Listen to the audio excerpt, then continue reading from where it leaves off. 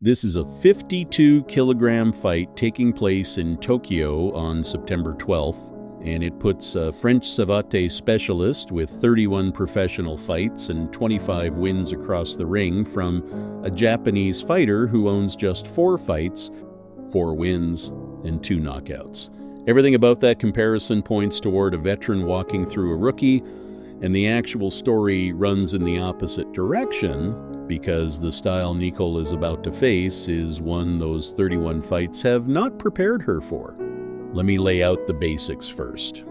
The event is K1 World Max 2026. The date is September 12th, and the venue is Yoyogi National Gymnasium, second gymnasium in Tokyo, with the fight contested in the K1 women's flyweight division at 52 kilograms. Governing it all is K1's standard non-title format, 3 minutes by 3 rounds with 1 extension round available, and nothing about it strays from the usual.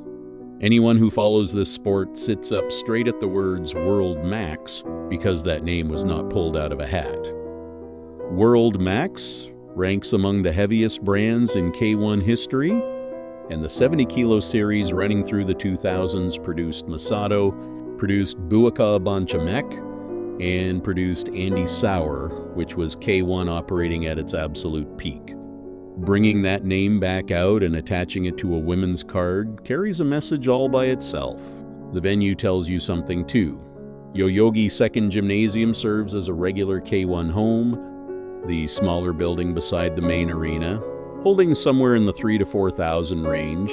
That detail earns its keep because it identifies what kind of card this is, a solid and serious one rather than a Kefesta scale spectacle.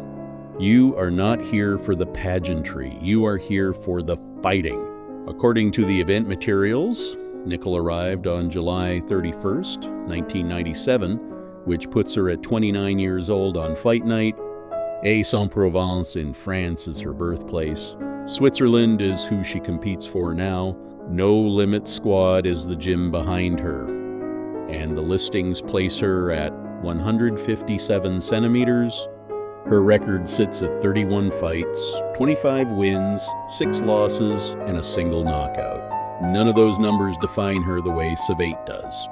Savate, French boxing, boxe française, is a completely different animal from Muay Thai or Dutch-style kickboxing, and the most immediate difference is that savate fighters compete in shoes. That one fact drags the entire technical system somewhere else. A Thai fighter kicks with the shin bone, which follows chopping down a tree logic, heavy and hard and driven straight through. A savate fighter kicks with a foot, and that logic sits much closer to stabbing. Fouette, chassé, and reverse form the center of the system. The whip, the thrust kick, and the reverse, and every one of them is built around distance, angle, and precision. You are snapping a point out at the end of a whip, which means the same leg leaving the floor produces something entirely different. K1's own materials single out Nicol's ability to attack with the savate roundhouse, and that is exactly why this fight rewards close technical attention.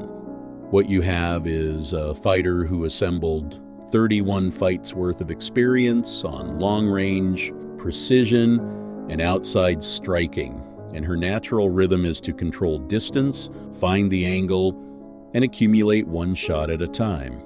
Now for the credential I have to clean up.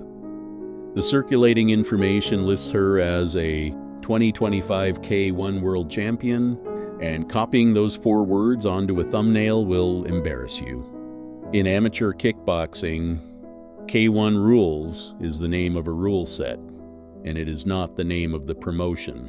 WAKO, the World Association of Kickboxing Organizations, stands as the largest amateur kickboxing federation on the planet, and underneath it, the competition splits into separate disciplines, full contact, low kick, and K1 rules. Each of those divides again into elite and open categories, so the line sitting above it, the one reading 2024 Swiss K1 Amateur Champion, actually means she won a national Swiss title inside the K1 rules discipline, which makes the 2025 World Champion line most likely an amateur world title under K1 rules rather than a World Championship in the K1 promotion. The size of that distinction matters. A genuine K1 world title holder would never be booked into this fight in the first place. Amateur world champion under K1 rules remains a serious resume line, and it belongs to the amateur side of the sport rather than to the professional belts. That 2021 savate world championship at minus 52 kilograms deserves a closer look as well, because savate runs two competition formats: assault scored on points with light contact and combat fought at full contact, and pinning down which one she won is something you should settle before you publish. I am walking you through all of this because most channels covering this fight will not. They will slap K1 world champion across the thumbnail and get dismantled in their own comment section. Across the ring stands Moena Kimura. 4 fights, 4 wins, 2 knockouts. 4 fights is her entire body of work.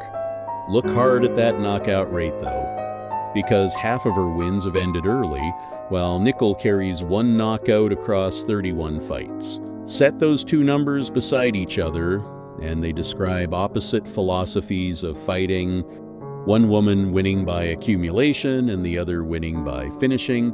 Kimura's signature weapon is the kicking sequence Japanese fans call monogeri, and the operative word buried in that is sequence. She is not picking you apart one shot at a time, she comes at you in strings. Japanese media has also attached the real-life Chun-Li label to her, and I want to be straight about that one, because it is a long-running trope in Japanese combat sports media applied to female strikers, and it very often concerns look and presentation rather than technique. Do not mistake it for a technical assessment. Then comes the number almost everybody skips past, the one that might decide the whole thing. Kimura stands at 166 centimeters, Nicol at 157 and 9 centimeters inside a 52 kilogram division is enormous. Everyone in this weight class has already squeezed their body down to the limit, so the only meaningful gap left to exploit is reach and distance. Nicol's entire savate framework rests on distance management and precision, and when your opponent stands 9 centimeters taller while throwing continuous sequences, every distance read she owns has to be recalibrated. The sweet spot she has spent a career learning to find might stay out of reach entirely. Stack the rule set on top of that, 3 minutes and 3 rounds, 9 minutes of fighting plus a possible extension. That is Nicol's actual problem. Her advantage is experience, the clock awareness and situational reading and crisis management that only 31 fights can hand a person, and experience needs time before it cashes in. 9 minutes is a narrow window in which to solve a kicking style you have never seen, and the woman across from her has already ended half her fights early, so she was never asking for 9 minutes. The real structure of this fight is not veteran against rookie. 31 fights worth of experience is running into something that experience holds no sample of. That is what the title actually means. And it does not mean Nicol is weak, because 25 wins, a savate world championship, and roughly 7 times her opponent's professional experience are not the markings of a weak fighter. Everything she is strong at was built on things she has already seen. Savate taught her to snap a precise shot at an opponent from the outside, and savate never taught her what to do when a Japanese fighter 9 centimeters taller eats that distance entirely behind an unbroken string of kicks. September 12th, Tokyo, Yoyogi 2nd Gymnasium. 9 minutes of fighting, with Europe's oldest striking system standing on one side and K1's new generation pressure standing on the other. My read comes down to the first round. Nicol holding her distance through it lets her experience start paying dividends across rounds 2 and 3, and getting walked down early changes everything. Because a 50% knockout rate is not an accident,